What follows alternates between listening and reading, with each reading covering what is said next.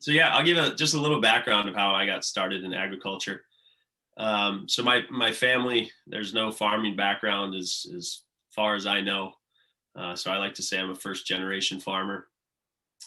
Was raised a majority of my life in Watertown. I was born in Colorado, but my family moved back to Watertown in '94-ish. So I spent most of my life there. We never had pets growing up. I'm the youngest of three boys in my family. My mom, she was a beautician and had a small house cleaning business on the side. And my dad was an accountant by trade. So in high school, my first job was washing dishes at Hong Kong restaurant. I picked corn for Nelson. I had a paper route. And I did the summer concession stand at the pool. So I was running a lot of different jobs, but none of them were, I would say, year-round sustainable jobs, right? So my sophomore year, I ended up getting fired from Hong Kong. I like to say I quit, but they'll say they fired me because I asked for vacation 2 months early and they didn't write it down and blah, blah, blah. Rest is history.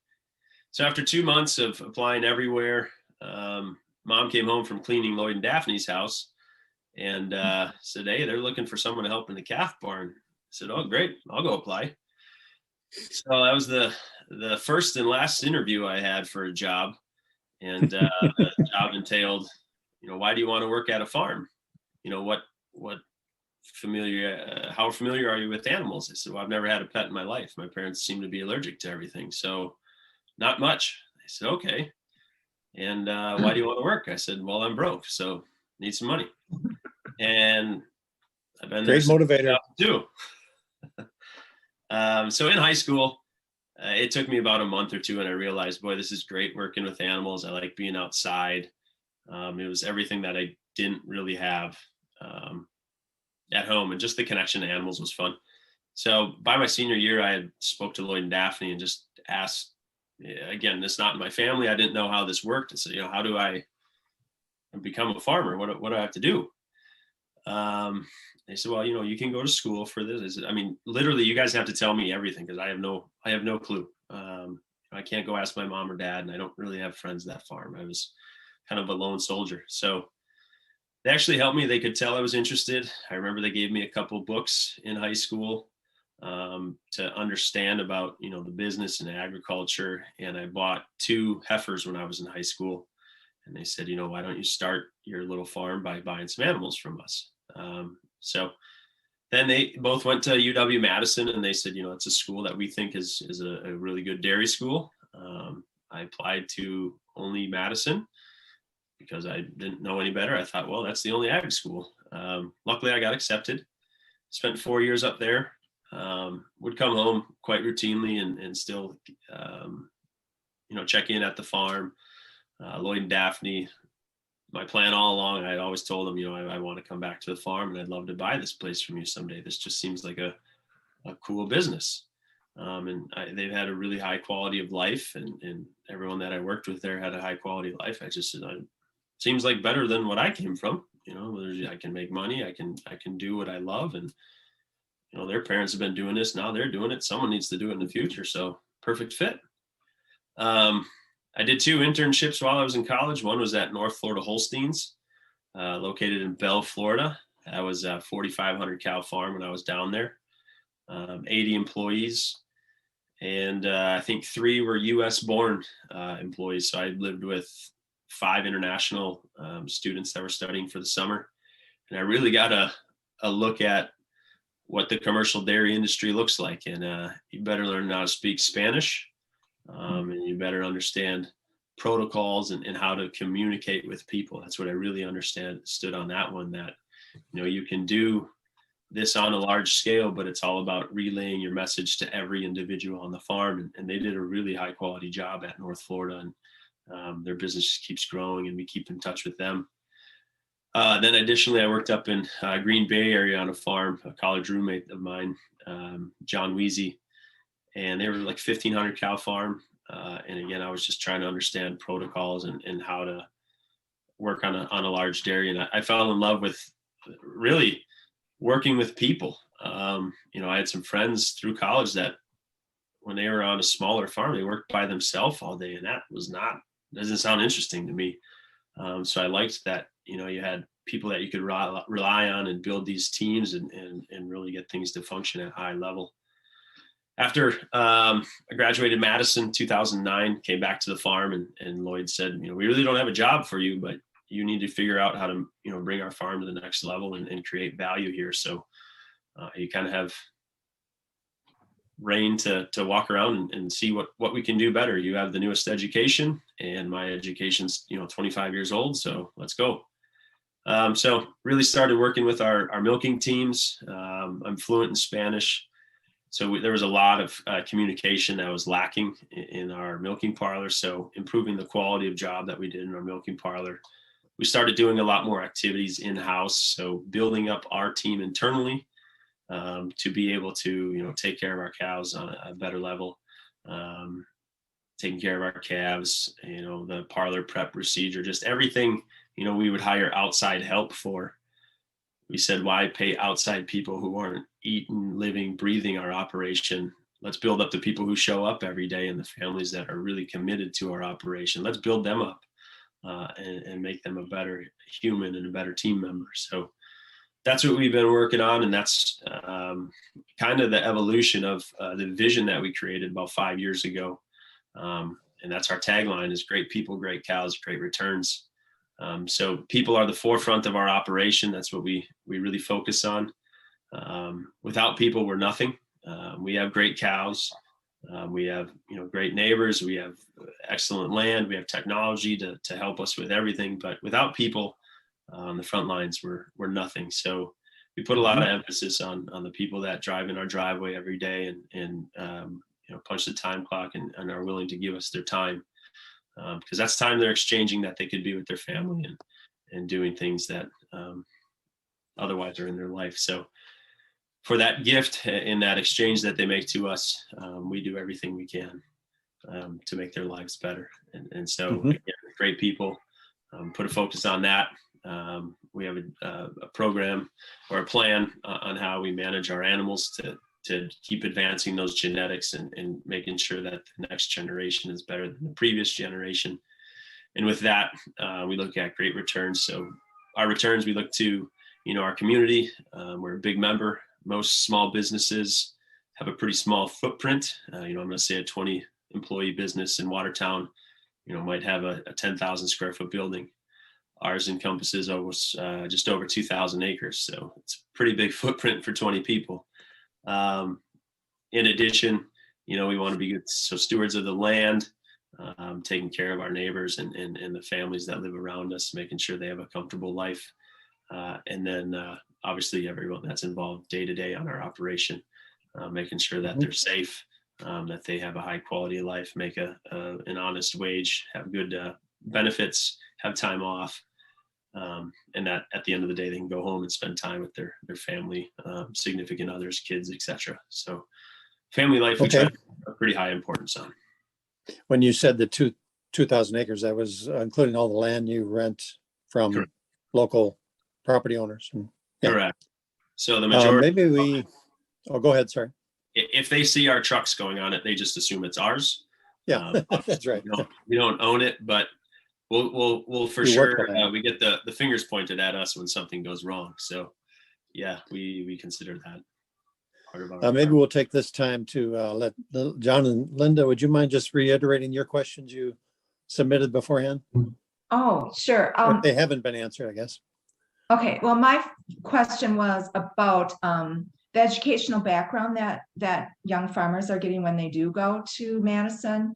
I'm a little bit more, I know that a lot of the farm kids around here have gone to the short course in Madison, the farm and industry short course.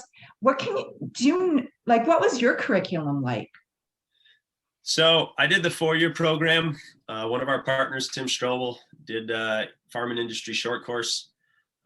Actually, one of my college classmates, he's one of the main advisors and faculty members for short course now. So how I always would relay the message of the difference in short course and 4 years. Short course is a very condensed version, but it's only agricultural classes. So it's your, dairy cattle nutrition, it's, dairy cattle physiology, milk quality classes, maybe reproductive classes, agronomy. Whereas the 4-year, my first year, I got to take one agricultural class and I don't know, probably 10, you take your English, your Spanish, I took science, not really ag related classes. Second year, it's maybe 30% of my class load is agricultural and I'm still taking non-ag classes. And then by my senior year, it's majority ag. So it's,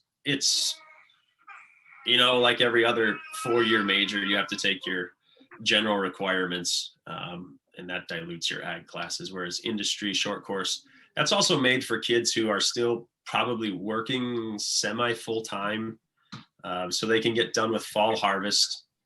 I think they start classes like end of October. They have like 2 months ish. And then they get a month at Christmas break, and then they do probably 2 months in the spring. And then come springtime when they have to plant, they're able to be full time at home again. So it's a lot shorter. Okay. Okay. As far as your ag courses, how can I put this nicely? Sometimes I get the impression that it's a course of more milk, more money, just that like go big or go home kind of approach. Do you guys have in your curriculum at Madison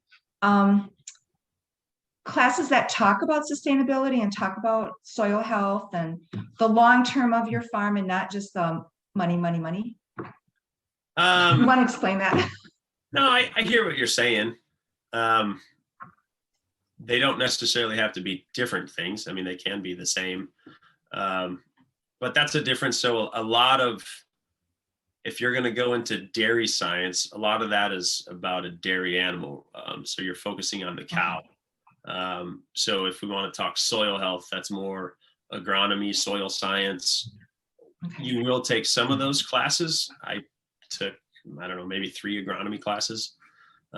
It just wasn't a focus of my major was dairy science with a business emphasis. Okay. So I think that's a problem I somewhat have with sustainability just as a word. I think it's very user defined. So I think the big push right now when people talk about sustainability, it's very much about the soil health, the crops portion of an operation. In our operation, the cropping department is 3 full-time people and a partner. Our dairy operation is 17 people. Mm-hmm.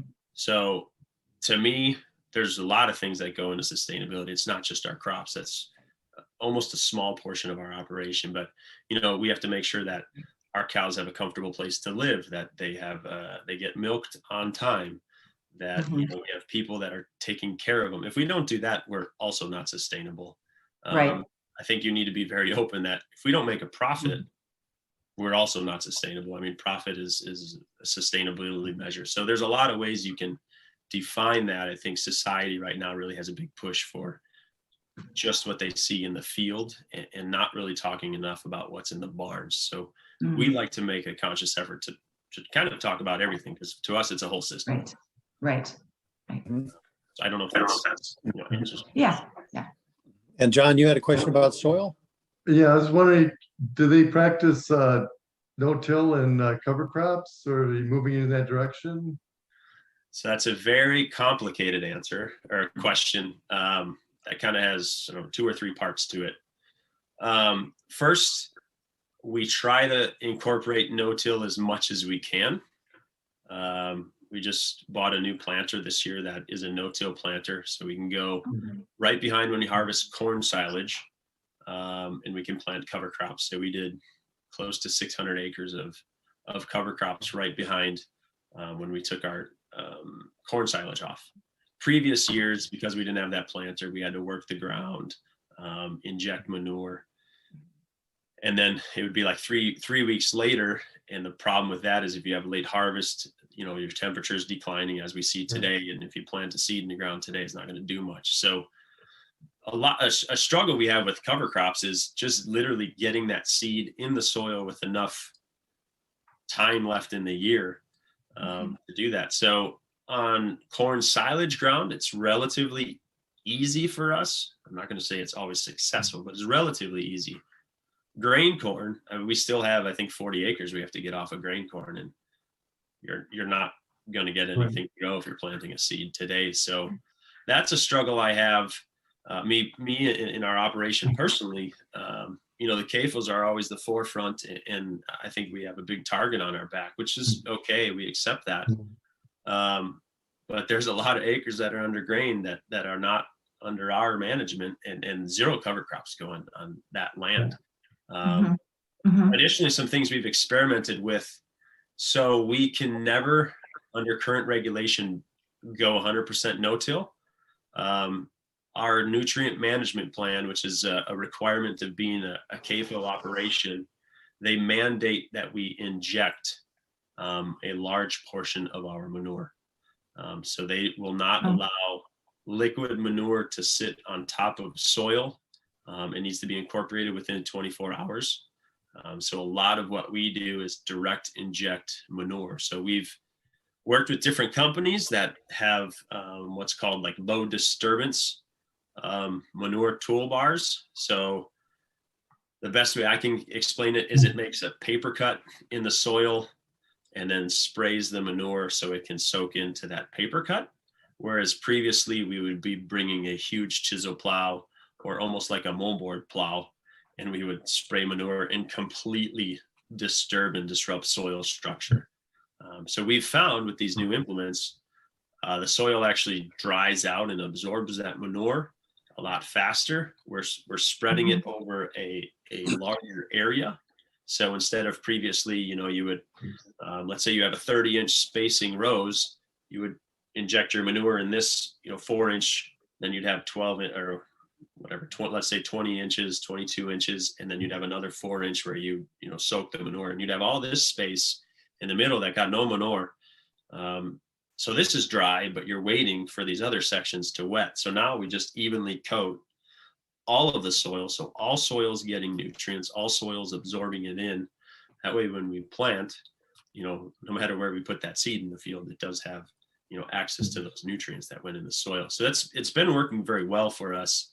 But to go completely no-till, if you're a CAFO, we haven't found a way to do it. And that's only because of current DNR regulations. So we're trying as much as possible. We're trying to implement different techniques and different plowing systems, but because we have to follow certain regulations, it's not possible to be 100% no-till for us. Yeah, I know we had a question from Allison on the climate. Can we hold that off until the very end and talk about that? If it's okay, can we move on to the ICERT ICERT part of our talk? Yeah. You pull up, I kind of summarized the 6, he called them myths about CAFOs. And I know it's, some of them are a little controversial, but did everybody see that? Myth number 1, I guess some people may need to mute, but CAFOs are socially responsible, more socially responsible than traditional family farms. And he said they promote the fact that they're better stewards of land and water, and they treat the animals more humanely. And Eichert said, well, the reality, remember, his voice, right? In reality, his Iowa accent, CAFOs introduce an increase in impaired waters. The application of manure does not mean reduction in fertilizer. I'm almost sounding like him now. Animals are under constant stress, and maybe most controversial, you use up the animal before they get sick. It's very, very unusual statement. And then he talked about antibiotic resistance. Now, does any of those ring true to what your experiences are, Jordan? Yeah, so a couple of these, I don't know. I think he knows, I know where he's probably pointing his finger. And it's at an industry that I can't necessarily speak to. So I only have, I'm familiar with dairy CAFOs, correct. So, there's poultry CAFOs, there's hog CAFOs. Yeah. It's not my area of expertise, so I can't really speak on behalf of those. One thing I do want to say first, whenever people use the term humane, I really struggle with that term. They're not humans. These are animals. So I'm okay with the term ethical, but I don't believe people even treat their dogs like humans. I mean, their dogs eat on the floor. No humans eat off the floor. You eat at the table. You make your dog go outside to go to the bathroom. We get the convenience of inside. So I really struggle with the term humane. First off, so application of manure does not mean reduction in fertilizer. Again, I struggle with that. We have before we can haul any manure on fields with our nutrient management plan, we're required to take soil samples. So we have an agronomist go out to every field. He takes measurement of the soils, and then he says, this is the allowable nutrients that you can put on that. So we'll take samples of our manure. We'll put on what they deem acceptable levels of manure. And if we're not able to reach certain levels of, let's say, nitrogen or phosphorus with our manure, we can top dress with fertilizer.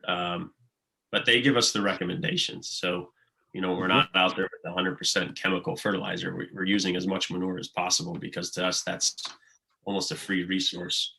Where I do struggle, and again, with the family farms term, they're trying to say non-CAFOs, but we're a family-owned farm, so I don't know, where do we fit in that, right? CAFOs are the family farms. So a couple terminologies I do struggle with when he's talking like that.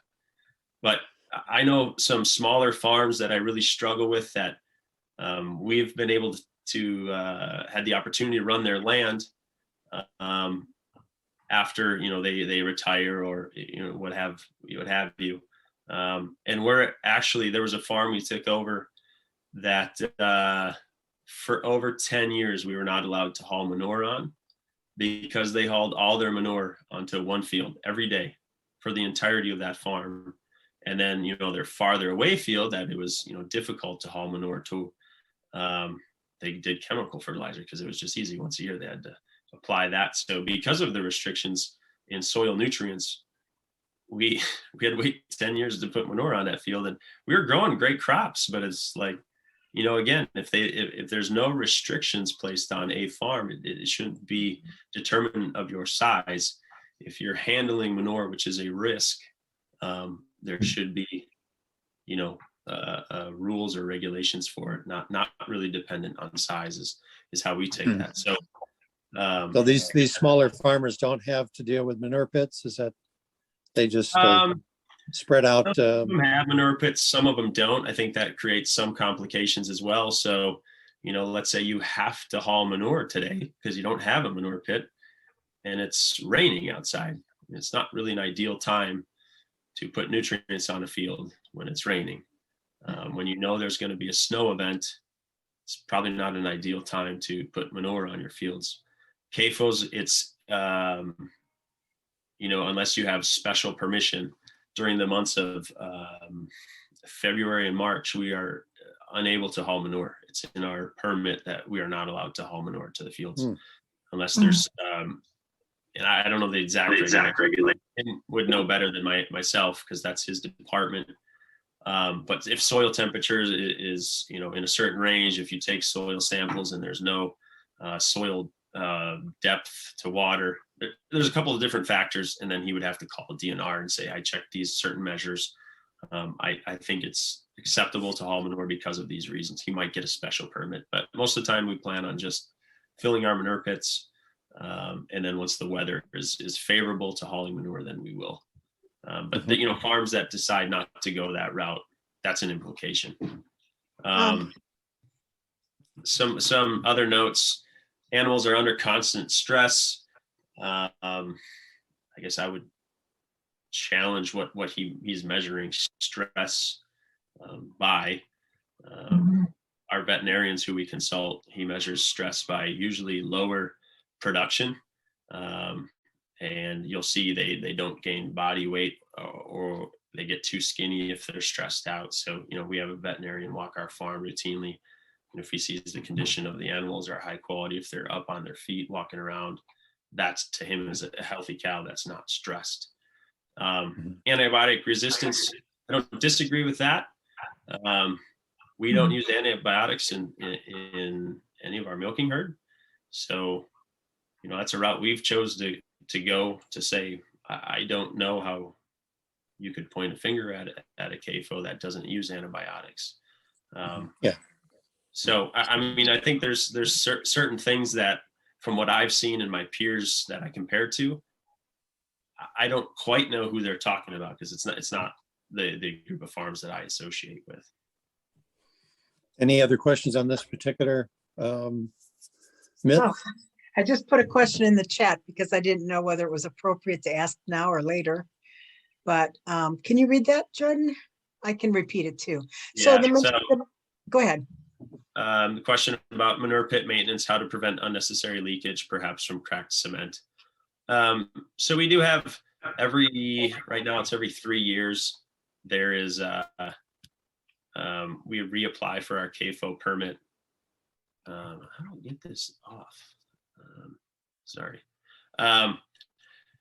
As well as every time we haul manure, we have to note, what the level is in our manure pit, how much we hauled, what the level was afterwards. So we have ways to measure within the pit, as well as we're taking water samples from our well, which is located 40 feet from our manure pit. So we take those monthly.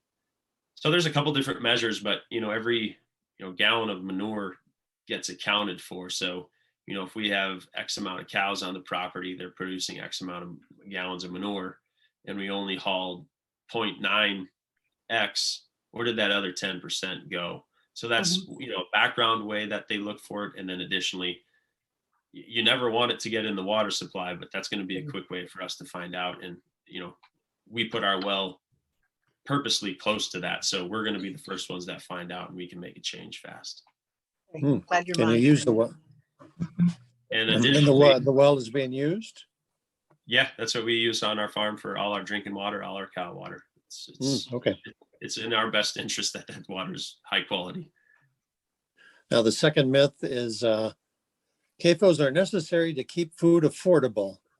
And Eichert mentioned supposedly that's one of the benefits of large scale operations, to reduce the cost of food. His reality was, well, the profits from the money from the scaled up operations, the benefits go to the corporate stockholders, and food prices are marginally affected. Now, this may not be totally applicable to your situation. You have one customer, right? Yeah. I think this is probably more focused at poultry and swine operations. Yeah. In dairies, I don't know who they're talking about as corporate stockholders. Every dairy I know, a family owns it. So, Well, maybe in California, they have these huge dairy farms in the valley. yeah, but even, so again, I can only speak to who I know, right. but I know farms that are 5,000 and 10,000 cows, and they're still owned by, one family. They might have, uncles, brothers, cousins, 3 generations involved. They might have 25 family members involved, but it's still a family operation. So again, I can only speak to the farms that I know. And additionally, I don't think it's necessarily the farms that are encouraging, I'm going to say maybe that. But we have to go through a middleman for the product to get in the store, or I should say we do go through a middleman. In the dairy industry, I don't know, there's a lot of days I think it's pretty silly how we do business, but we can control a lot of our costs. We can know what our labor is going to be. We can know how much we can produce corn for. We can lock in the price of our soybeans.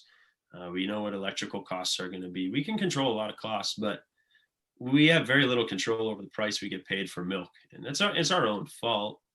But we'll go into a year maybe forecasting that we're going to make X amount. So let's say we're going to get $18 for our milk on a per cow basis, and we can say, boy, we can make it for $16.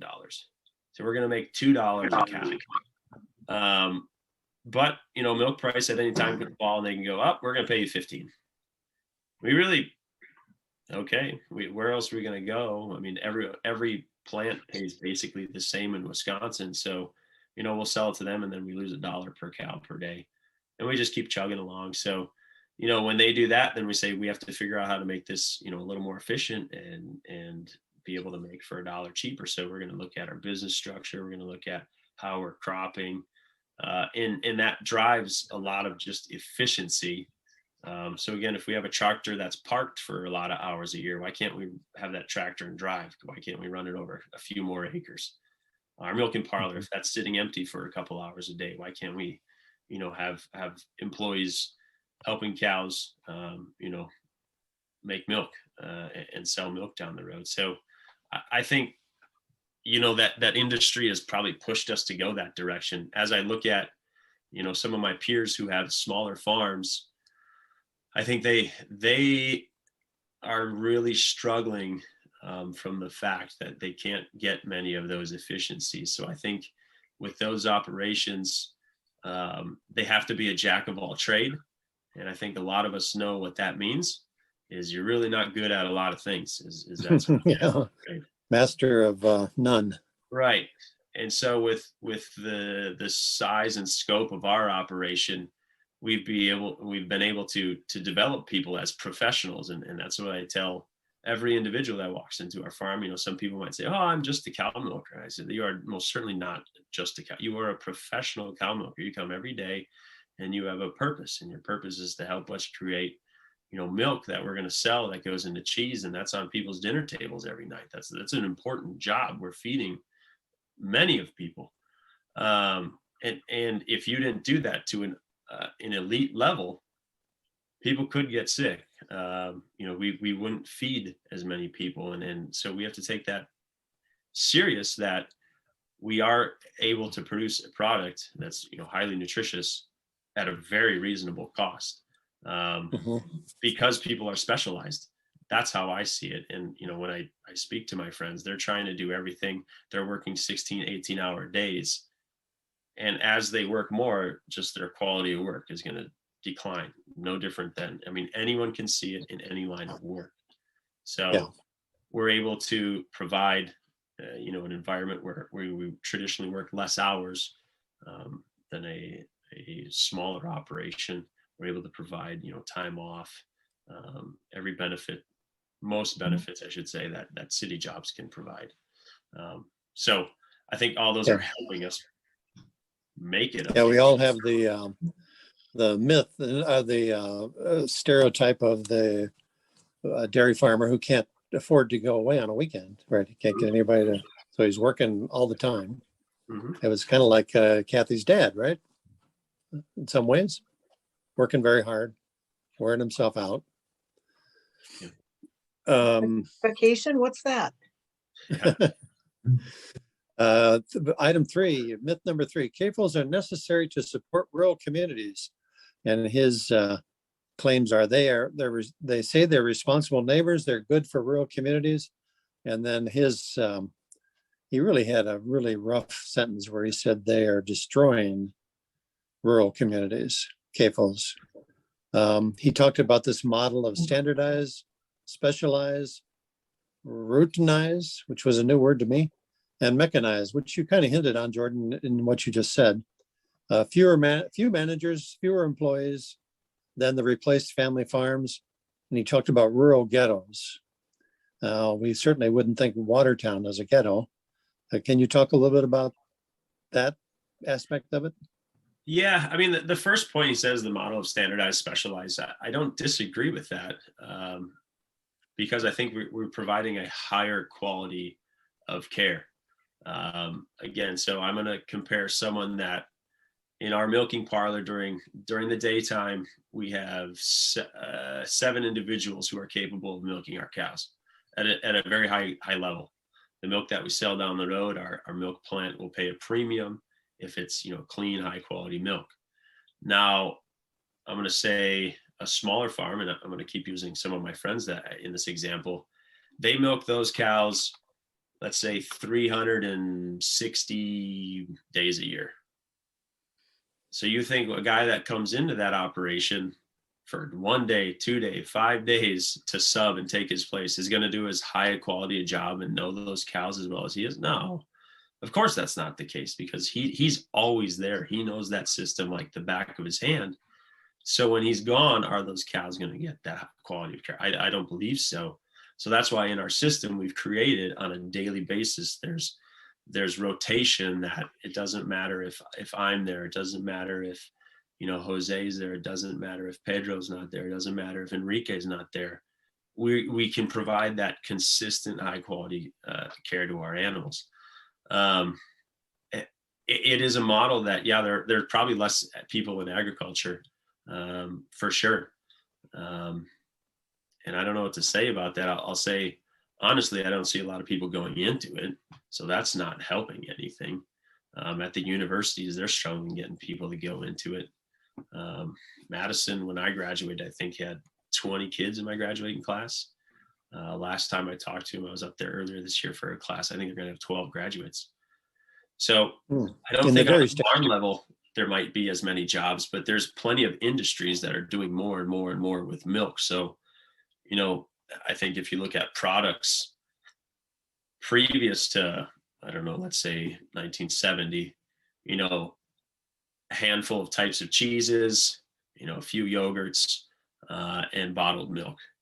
Now you go into the dairy section or the cheese section at the grocery store.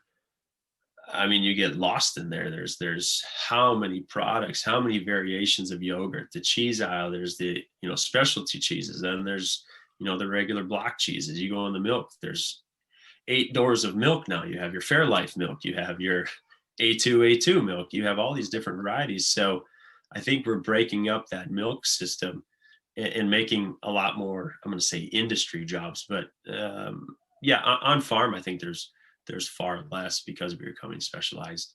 The ghettos, I don't know. I'm not quite sure what that means. He's probably referring to the smaller towns in Iowa that he's grown up around, with their boarded up main streets and, you know, no more feed store, no more tool or implement shop, because there aren't enough farmers to support them. But that's sort of, you know, the natural way of business, I guess.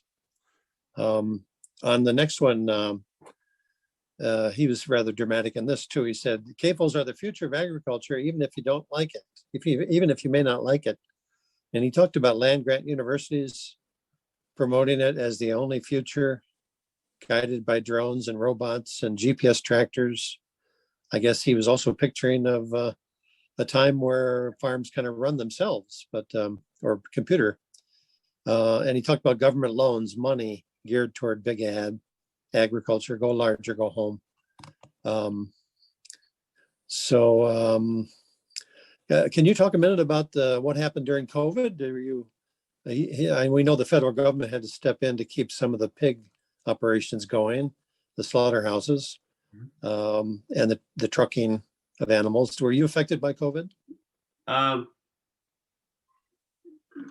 So in the dairy industry, I've always found it interesting when they say like that. That's a great comment that I haven't quite seen to be fair. When they say they're geared towards big ag, most of any payment, I'm going to say a direct government payment,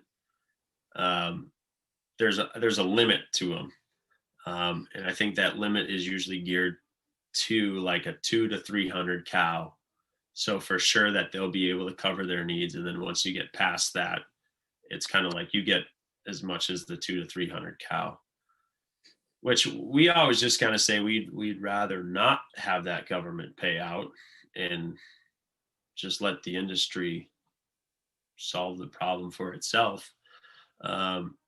But you know, there was a milk payment that came out. It wasn't with COVID. It was, I don't know, a couple of years ago, that they paid you. You got a government subsidy for 1 million pounds of milk.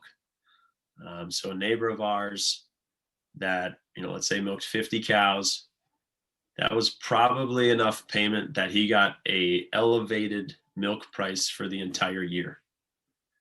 So that's on a volume of milk, right? It's not on how many people you employ. It's not on how many cows you have. It's just a straight volume of milk. 1,000,000 pounds for us is about a week and a half. So we got an elevated price for a week and a half. And then for 51 weeks, we took it. It was not fun. So, we had 25 families that depended on us. And it was hard, but we made it through, and we would make a promise that we'll always pay our team before we take a paycheck, and we got through it. So again, with COVID, there were some payments to make sure that you could keep people working if you were able to provide safe working environments. If people had to go home from work, that you would provide payment during, if they had COVID, if they had symptoms, to keep everyone safe. So we got some government money based on how many employees we had. So that was an equal program, I think, across all employers is how I understood it. There was a little bit of COVID money because so manufacturing, let's say, or processing of milk, let's say a plant is used to making the little milk cartons for schools, or packaging to sell, 20-pound bags of cheese to the, pizza line at school. When schools shut down, these plants couldn't switch their packaging lines overnight, and they didn't even know how are we supposed to package this stuff. So there was a period of time people were just dumping milk into their manure pits because the processing facilities couldn't take the milk. And it was sad because, again, that's a highly nutritious product that a lot of lives really can benefit from that nutrition, and we're putting it in the manure, and that's going to be field fertilizer, which was tough. So during those times, government said, we need to keep you in business again because we need this nutritious product in our environment, in our society. So there were some payments for people that did have to dump milk. Fortunately, we didn't have to dump milk. We were able to sell milk the whole time. So that wasn't a payment that we received. We're pretty happy that we didn't have to receive that. Just watching down the drain about makes you cry. It is, we've gone a little longer than we thought, but maybe we should jump to Q&As if people have right now. We can come back to these last two. Well, the last two are kind of, well, anyway, I think we should open it up to question and answers now that we have gone over, we covered 4 of the issues. And that appreciate that answer about the COVID. That's interesting. How the government stepped in to really help. And it was a positive thing for the small farmers and operators that their supply, their customers were gone because schools were shut down, or that's what restaurants. We'll open it up to any questions that other people may have right now and come back to it. Amanda, you have any questions? I had one. I'm always thinking about, you kind of talked about how, and the way I understood it, you're really subject to the volatility of market prices, especially in terms of like what your milk processors are telling you they're going to pay you for, your milk.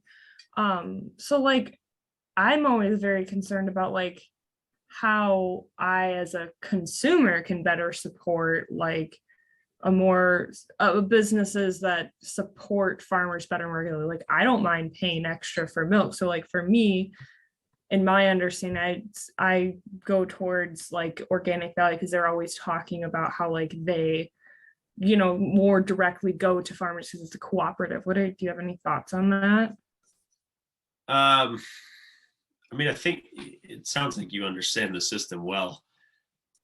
I think if you can tag yourself to a brand, and probably the smaller the brand is, the more direct impact you're going to have. Let's take example, Crave Brothers Cheese in Waterloo, if you've ever heard of them. They're the middleman. They make the milk, they make their cheese, and they sell their cheese. So if you support them, you're supporting their farm. Another one that, you know, I know is Sassy Cow Creamery, and I think they're a Columbus address, but by Sun Prairie. So, you know, they have two farms. They have an organic farm. They have a traditional farm. They bottle milk. They make ice cream, butter. If you purchase their product, it's going right there. So, you know, we make a decision to sell the Saputo cheese. They've been, we think, very fair with us. I don't think anyone would ever say, you're paying me too much, please take some of that back. You know, we wouldn't be offended if they paid us more for our milk. But we compare prices with other people in the industry, and we think they're fair. So, but that's a giant corporation that, you know, they make, billions of pounds of cheese a year. So I could say, yeah, please go. You know, there's a Frigo brand that's pretty popular, little cheese sticks that you can get at almost any grocery store. It's you buying, that's probably not going to really affect my price. So I think, yeah, there is a little more price to be had if you can find a smaller name. But that's where, you know, something that I guess Lloyd and I have a lot of discussions about you know, I'm glad to hear, you know, there are some people in society that say, I'm willing to pay more. We read the articles that, people say they're willing to pay more. Unfortunately, I believe that's a pretty small percentage of the population. If you look at worldwide populations, US spends the least amount at a percent of income on their food. Any statistic I see is like 8 to 10%. Most other populations are not afraid to spend 20+%. So I know we have a higher per capita income, but I just look at Walmart, and that parking lot is never empty. There is full of cars at all hours of the day. And when I'm in that store, if there's great value brand milk for $1.99 and there's non-great value brand milk for $3.99, the majority of your customers, especially in that location that sells a lot of groceries, are going to be taking that $1.99 milk. So I agree with you. People can speak with their dollars. But I think a lot of people just buy the cheapest food because we have a safe food production system, and they're not in fear that the cheaper priced product is inferior quality. So I think that's something that we've done well in our food production system. Unfortunately, the farmer doesn't always get advantage of that price. The processor, he has risks too. So he provides service to society, and he takes value for that risk. So maybe we just need to be riskier and create a cheese plant. Mike and Ellen, any particular question? We unmuted first. Okay. Yeah, going back to something we talked about probably 45 minutes ago. Do you know what the rotation scheme is for your crop fields? So I'm 95% certain on this. Don't hold me to the grave, because it's more Tim's department than mine. We try to get 4 years of alfalfa. Right now, these winters have not been conducive to keeping alfalfa alive. So when we get those thaws in spring and then we get a freeze afterwards, you know, if water gets in the roots and then freezes again, and just snap roots, and then our alfalfa field's dead. But we'd love to get 4 years. Sometimes we get 5. I'd say on average, it's a little over 3. After that, we'll let that crop go over winter to provide winter cover. And then spring, after, let's say 3-4 years, we'll direct plant corn into those acres. And 85% of our corn needs are corn silage. So when we take corn silage off, we're able to plant winter rye. Is a good cover crop that's worked for us.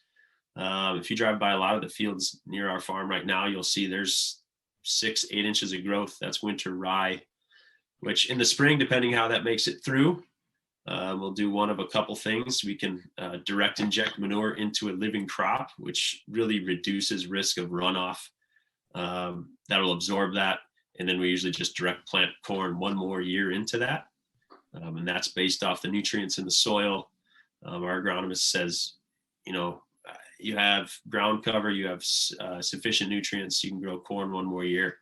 After that year, we'll either do winter wheat or another year of winter rye just to keep ground cover. And then after 2 years of corn is when we go back into an alfalfa stand. So traditionally 4 years of hay. And then most fields will do 2 years of corn. There's some that if they're hillsides and just too risky, we'll only do 1 year. Because again, we want to do everything to keep that soil structure in place. So we like to do that winter rye, and that provides a lot of matter to that soil that we just probably 75% of the time just plow right into the soil. So we're not taking it off for feed. We don't need any additional feed, but it's a nice safe source to keep that soil in place over winter. And Ellen, did you have a question? No. Okay. And Kathy? Yeah, I have a question about water, flooding, getting on the fields, erosion. How do you handle water issues? So we're big proponents in tiling of our fields. So again, we would always rather have the water seep into the field and then out through a drainage tile than wash off the surface and bring half of our soil down, to the Rock River and then down to Louisiana. That's not our goal. Topsoil is our friend. We want to keep topsoil where it's at. So we like to put drainage tile. If you're not familiar what that is, 6-inch black tubes that you put probably 36 inches or greater under the soil, just so there's a place for the water to go. Actually, in a lot of the ground we see, so Kepke Farms in Ashepin, I think their address is, Oconomowoc. They did a huge study with Discovery Farms out of Madison at the university, and they have a bunch of drainage tile in, and they're trying to figure out, they're like, man, we got 2 inches of rain, but when you do the square footage of this field and what volume of rain that would be, the tile is making it look like we had about 8 inches of rain. Where's this all coming from? And what they're seeing, and similar to us, we run a lot of really low ground. There's so much groundwater that just comes up that we need to get rid of. Otherwise, our fields, they just stay flooded. So that's one thing we like to use. Additionally, the more organic matter we can get into the soil, the more water holding capacity it has. So I'm not positive on this number. I'm probably off by a little bit, but I was in a session a couple of years ago that I went to a field demonstration study, but they said it was something along the lines of for every 1% increase in organic matter of your soil, 1 acre of ground has like 30,000 gallon capacity increase of water. And that's a big number. A milk tanker that goes down the road is 6,000 gallons. Yeah. So, just letting loose with a bunch of milk tankers and saying, that'll absorb because you have 1 additional percent. That was a really eye-opening number to us. And that was at least 10 years ago, we've started implementing a lot of cover crops. So that's been in our rotation. That's why we really like manure. There's a lot of organic matter in manure that you're not going to get from, I'm going to pick on the crop farmers that when they're just throwing out chemical fertilizer, you're not getting that organic matter. So they're taking organic matter out and not always replacing it. But with manure and live cover crops, we're able to get a lot of that organic matter back in the soil. So I hope that answers your question. John and Linda, any questions? Just want to get back to the one that my friend Allison wanted to ask about, and she couldn't join us tonight.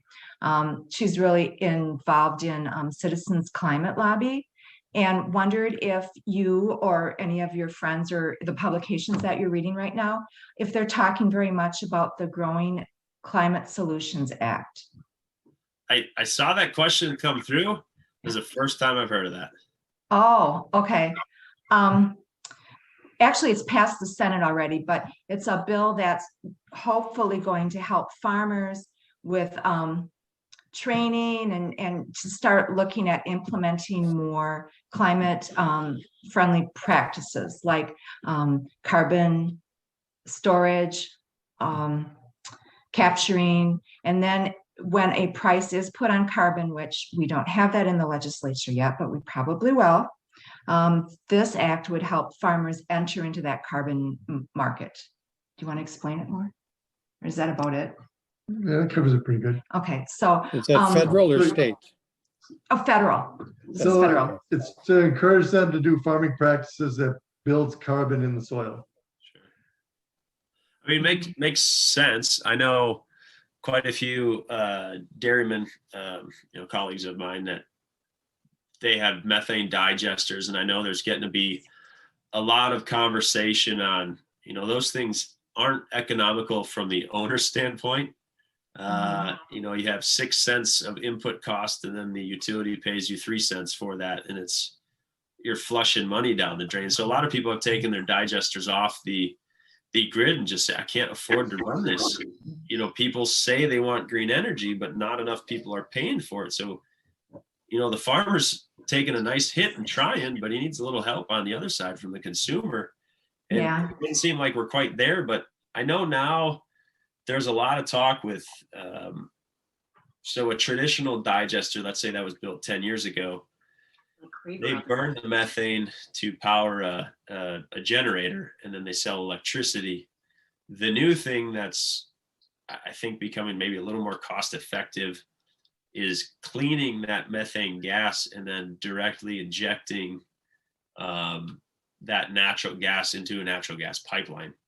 And then a lot of companies out of, let's say, California, West Coast, where there's I'm going to say a lot of bigger push for green energy, they're buying those carbon credits from said farmers here in Wisconsin. So I know a couple that have gone through with deals, and I know a couple that are working on them.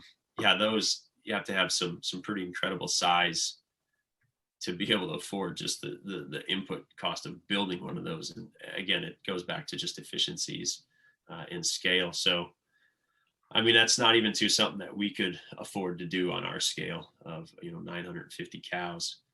Yeah. So And I think it's tough.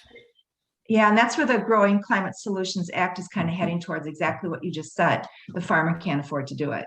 But, we have to look at climate solutions, and this would be an attempt. Yeah, I appreciate everyone. Like I said, we have a large footprint.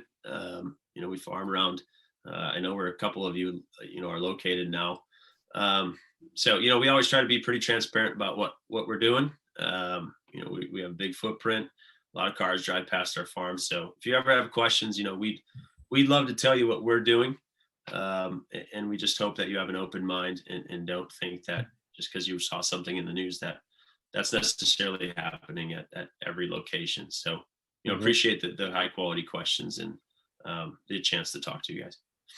All right. Okay, thank you very much. Thanks. Night, everybody.